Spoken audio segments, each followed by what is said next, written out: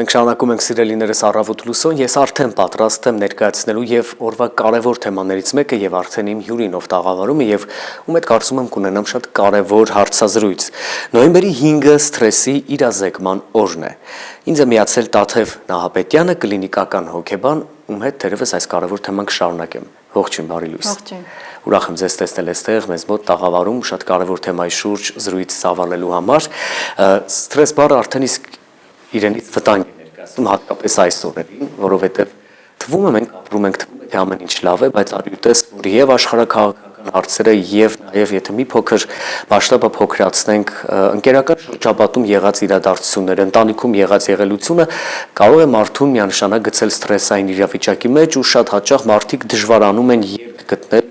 փակուղուց գալու, բայց առաջարկում եմ գնալ շատ ավելի սկիզբ, մարդու սաղմնավորման, ձևավորման շրջանից սկսենք։ Հնարավոր է մարդը պարզապես գենետիկ առումով լինի սթրեսային անձնավորություն առանց որևէ դրդապատճառների։ Իսկապես ստրես բառը երբեմն պատե-անպատե օգտագործում ենք, անգամ չգիտակցելով դրա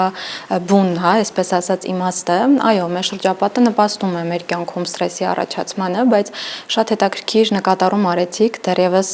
պրենատալ շրջանից սկսած, երբ պտղի տեսքով է, երեխան դեռևս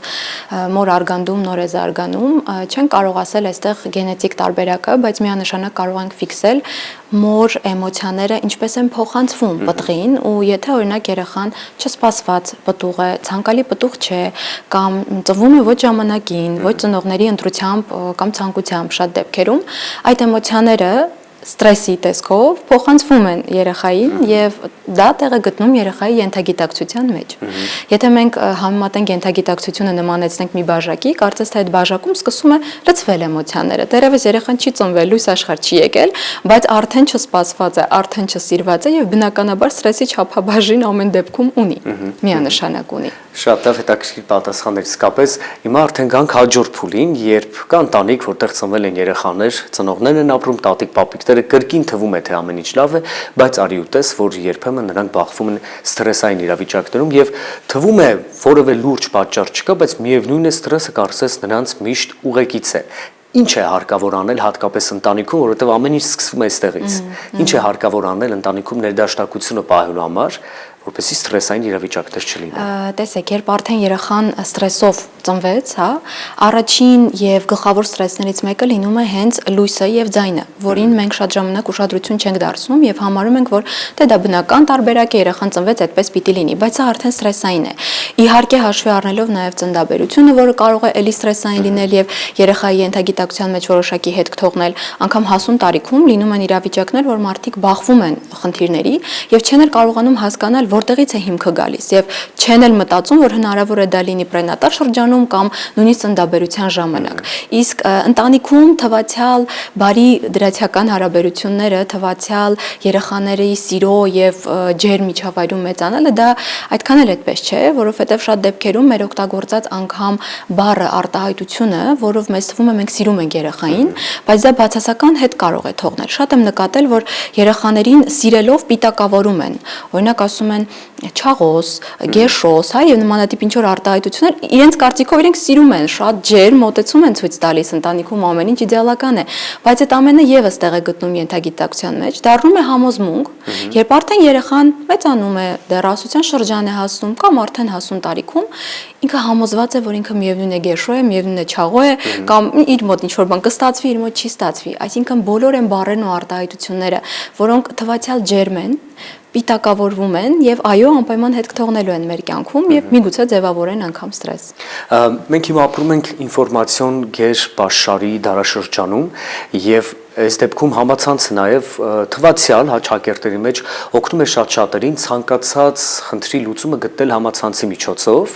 եւ երեխայի հետ շփումը կամ երեխային դպրոց ուղեկցելու հետ կապված մանկավարժական ճիշտ ու խաղաղ հոգեբանությամբ երեխայի հետ շփվելու շատ ու շատ տարբերակներ թերևս մարդիկ կարողանում են գտնել համացանցից։ Ես կցանկանայի իրազեկման մասին դուք մի փոքր պատմեք, ինչ միջոցառումներ են հստակ արվում, որպեսզի եւ ծնողները եւ մանկավարժները, ովքեր գործ ունեն շատ կարեւոր սերնդի հետ, լինեն ճիշտ ինֆորմացված լինեն, մասնագետների կողմից ուղղորդված խոսքերով դեպի առաջ գնացող ու երեխաների հետ շփման մեջ լինող մարդիկ։ Իհարկե, ինչպես դուք էլ նշեցիք, ամեն ինչ սկսվում է ընտանիքից եւ ամենաառաջին իրազեկումը եւ առհասարակ ցանկացած խնդրի մասին տեղեկացվածությունը պիտի լինի ընտանիքում, բայց շատ դեպքերում մենք բախվում ենք այդ խնդրին, որ հենց տանն էլ չկա այդ իրազեկումը։ Երեխան իրավունք չունի երբեմն տխրելու եւ երբ որ բախվում է ստրեսի, դա եւս պիտակավորվում է, ամոթ է, դու մեծ տղա ես կամ դու մեծ աղջիկ ես, չի կարելի լացել, չի կարելի տխրել, այսինքն փոքրուց երեխան հասկանում է, որ դա շատ վատ մի բան է, երբ որ դու բախվել ես ստրեսի, երեխան չգիտի գործիքներ, չգիտի ինչպես պիտի դա հաղթահարի, որովհետեւ ծնողը ոչ թե իր հետ հավասար տխրել է, իր հետ հավասար փորձել է հասկանալ ինչ է կատարվել եւ վարքային ստրատեգիաներ մշակի ցույց տա երեխային էլ խնդիրը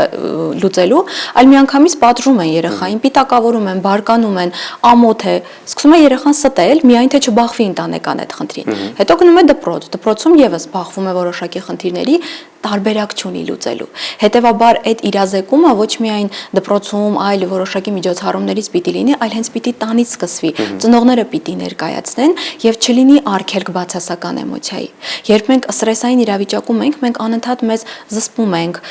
ձգում ենք մեր էմոցիաները, որպեսզի չերևանք հանկարծ տխուր, որովհետեւ տխուր լինելը դա դիտարկվում է թուլություն, բայց դա եւս էմոցիա է, դա եւս մենք պիտի ապրենք, որ կարողանանք գնահատել նաեւ դրականը։ Իսկ իրազեկման մասով հավանաբար դպրոցներում սովորաբար պիտի դա կատարվի, իհարկե ցանկալի է որ կատարվի, հենց մասնագիտական միջոցառումները, հոգեբանի հետ աշխատանք կատարվի, որպեսզի երեխաները իրենց տարիքային ցենզին համապատասխան, իրենց բազային բառապաշարին համապատասխան ծանոթ լինեն առհասարակ ստրեսային իրավիճակներին եւ լուծումներին։ Շատ դեպքերում դա ընդհանրացված է կատարվում եւ ինչպես 7 տարեկանին է դա ինֆորմացվում, այնպես էլ 10, բայց իրենք շատ տարբեր են։ 7-ը լրիվ այլ կերպ է ընկալում, 10-ը լրիվ այլ կերպ։ Հետևաբար անհրաժեշտ է անպայման մասնագիտական վերապատրաստում էլ մասնագետների, ովքեր կկարողանան ճշգրիտ կերպով երեխաներին ներկայացնել, ինչպիսի վարքային ստրատեգիաներ մշակեն այս կամ այն իրավիճակից դուրս գալու համար։ Եվ այդ շրջանում շատ կարևոր է հաշվի առնել ու այսպես գլխավոր դերակատարում տալ պատանիների անցումային հասակին։ Մենք բոլոր ծնողներով շատ ուշադիր ենք հատկապես այդ տարիներին։ Կխնդրեմ հարցին պատասխանեք երկու փուլով։ Առաջինը հատկապես ինչն է կարևորում երեխայի հետ շփման մեջ անցումային հասակում եւ արդեն երբ մարդը թվում է հասուն է, մարդ տեսակով ձևավորված է, մասնագիտության մեջ կայացած, բայց արյուտես, որ 50-ից մարդկանց մոտ կրկին դեպի ծերունական տարիք գնալն էլ լինում է ստրեսային։ Ինչու, ինչն է այստեղ խնդիրը ամենակարևոր։ Դեռահասության շրջանը ինքնին բարդ շրջան է համարվում, որովհետև անկախ կատարվող հոգեբանական, ֆիզիոլոգիական փոփոխություններից դեռահասները սկսում են ճանաչել իրենց։ Մինչև այդ իրենք չեն հասկանում։ Երեխա են, մեծ են, գտնվում են սահմանային իրավիճակում, որը թերևս ամենաբարդն է, հա, իրենք ինքնաճանաչման փուլ են անցնում, փորձում են ինքնուրույն դառնալ, երբեմն ազատվել ծնողական լծից եւ արդեն իսկ բարդ է շրջանը։ Եվ ամենաարագ եւ այսպես կարճ ճանապարհը, որը կարող եմ առաջարկել, ծնողներին ընկերություն անելն է դեռահասների հետ։ Լինել անկեղծ։ Լինել բարձ, անկեղծ, չփորձել այդ ծնող եւ երեխա, ծնող եւ դեռահասները երբեմն շահարկվում է շատ ավելի բացասական կերպով, պատիժների կերպով, ավտորիտար ինչ-որ վարքագծի կամ լրիվ հակառակը, բարձի թողի վիճակում են թողնում։ Միակ եւ ամենաիդեալական տարբերակը դա այո ընկերությունն է։ Եվ դու վստահում ես դեռահասին, դեռահասը քեզ։ Եվ այդ նույն ճանապարհով դու պիտի լինես ընկեր, դու ինքդ պիտի օրինակ դառնաս, հակառակ դեպքում խնդիրներ չեն լինի։ Իսկ երբ պատժի տարբերակով է կամ անընդհատ բարձի թողի տարբերակով է, դեռահասը գտնելու է իր համար առավել նպաստավոր մի մշակույթ, դա կարող են ենթամշակույթներ լինել, կարող են շատ ավելի բացասական զոնաներ լինել, որտեղ ինքը կլինի կարևոր, եթե տանը չի ռեալիզացվում եւ կորցնում է իր կարևորությունը։ Իսկ երբ դեռահասը տանը կարևոր է եւ գիտի ընտանեկան միջավայրում ինչպես ստրեսի դեմ պայքարել, հա, դա օգնելու է։ Իսկ երբ որ իրեն կարևոր չի զգում, ռեալիզացված չէ, ինքը անարժեք է իրեն զգում, նախ ավելի շատ է բախվելու ստրեսային իրավիճակներին եւ այդքան էլ ելք չի լինելու խնդիրը լուծել։ Իսկ ավակ սերնդի մասին ինչ կասեք, որ կրկին բախվում են անցումային ինչ-որ մի էտապի եւ այդտեղ կրկին գիտեք ստրեսը դա շատ առողջ է, այսինքն դա չի խոսում անձի բացասական հոգեբանական վիճակի մասին, հա, շատ ժամանակ մենք ասում ենք